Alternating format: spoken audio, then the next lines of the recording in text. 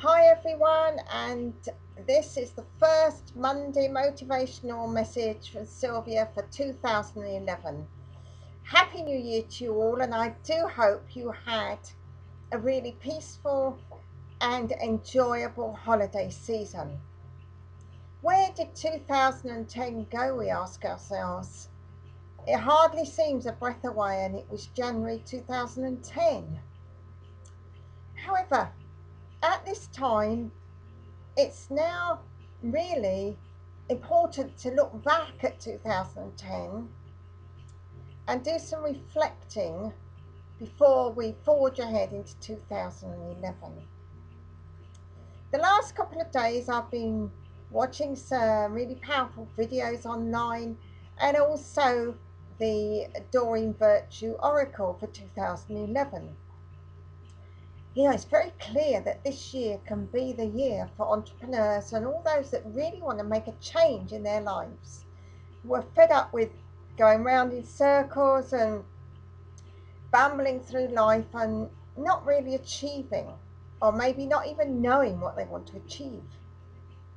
So may I suggest that you take a tip from Sylvia's activity that she does each year and has really made a serious commitment of doing this year.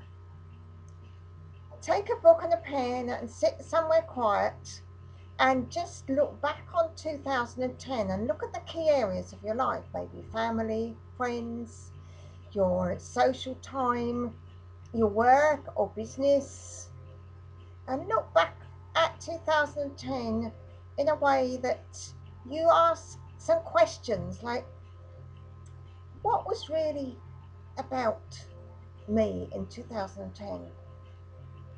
What really happened for me in 2010 in that area? What did I achieve? What did maybe I miss out on? And most of all, what have I learned from what happened in 2010? And then, after that exercise, it's time then to think about 2011 and where you want to go. And I'm not talking here about the good old-fashioned New Year's resolutions where somebody says, yes, I'm really going to lose weight this year. This is my year to do this. And I'm going to give up smoking and I'm really going to commit to this. And then within 2 weeks, where are we? We're back in the same old pattern. I'm talking about setting goals, dreaming about things that you really want to achieve in your life. Because having watched a Brendan Burchard video today, it is so clear that this is the year to set big goals and then set out to achieve them. This means that with your pen and paper in hand, you've actually got to decide, I'm going for it this year. And think big, as Brendan says. Put that down on paper and then just be out there with your creative mind, that bit of you that, like a child, just thinks, well, I'd like this, I want to do this, I want to have this. Like the little boy that says, I'm going to be a farmer when I grow up. Or maybe like Sylvia, I am going to be a nurse. And that's one of my main things I want to achieve against all the odds against me in my sickly childhood. What do you really want for 2011? Write it down. Look at the different areas in your life. What do you really want to happen this year? And then get excited about it.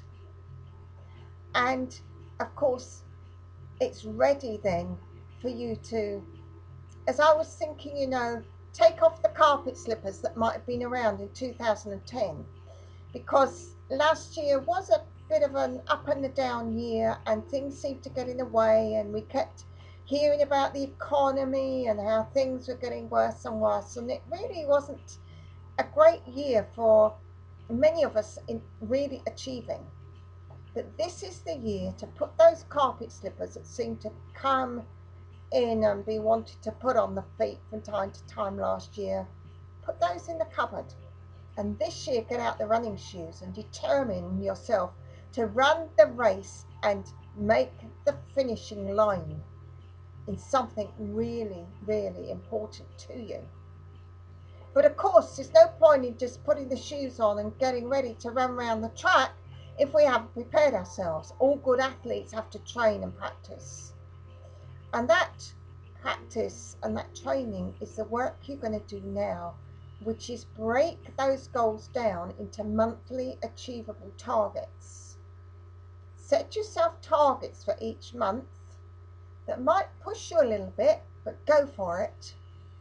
And then break that down into weekly and maybe daily activities that you do towards your goals. In relationships, it might be that you commit this year to making the relationship more alive, and that might be that your daily activity is that you're going to tell that person that you love them each day when you wake up in the morning, or if you phone them, and before you go to bed at night, or your last contact of the day, making sure you say it, you love them. If it's your business, then you're going to set yourself higher goals, higher things that you want to achieve, and break that down into sensible actions on a day-to-day basis. And when you write your main goals out, I challenge you to do what I've just done. I've just spent today reflecting, reviewing on 2010 and resetting goals for this year, because I'm determined that Sylvia, through Spirit, Mind, Body Balance and her other company, Wrap and Roll Wraps, that this is the year. And Sylvia has written down her commitments and signed them at the bottom as a sign of commitment. I challenge you to do the same. And I also challenge you to pick up a book that actually really got me on track. And that was a book by Napoleon Hill called Think and Grow Rich. And it's just not about sitting there thinking about making money, because it's great to have wealth, but it covers all other aspects of your life. Because wealth is about spiritual wealth, wealth in our physical health, wealth in our environment, as well as what we're wanting to do in terms of business work and key areas of our life, our recreation. It's creating wealth and abundance in all areas. And that book really does get you on track for that. And it links in with, of course, The Secret. But my challenge to you is to this year, make it your year and be determined that you are going to achieve goals this year, such as you have never achieved before. Allow that creative mind to come in as you write these goals and break them down into your monthly targets. Also, it's a good thing, to create vision boards, or maybe make yourself a PowerPoint visioning tool that you use every day for 5 to 15 minutes, and you get that belief with it, and you get that excitement about it, and you know that this is going to happen.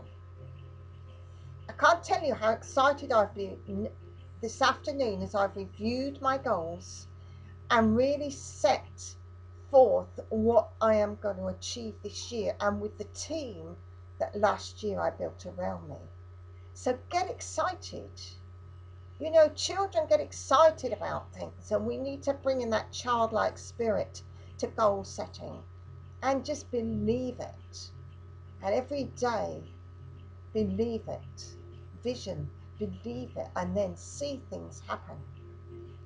So this is this week's motivational message. This week, clear out everything that hasn't served you from 2010. Realign yourself and set some really clear and exciting, powerful goals for 2011, and then get out there and achieve them. And watch out for more motivational video from me next Monday. Have a great and awesome week.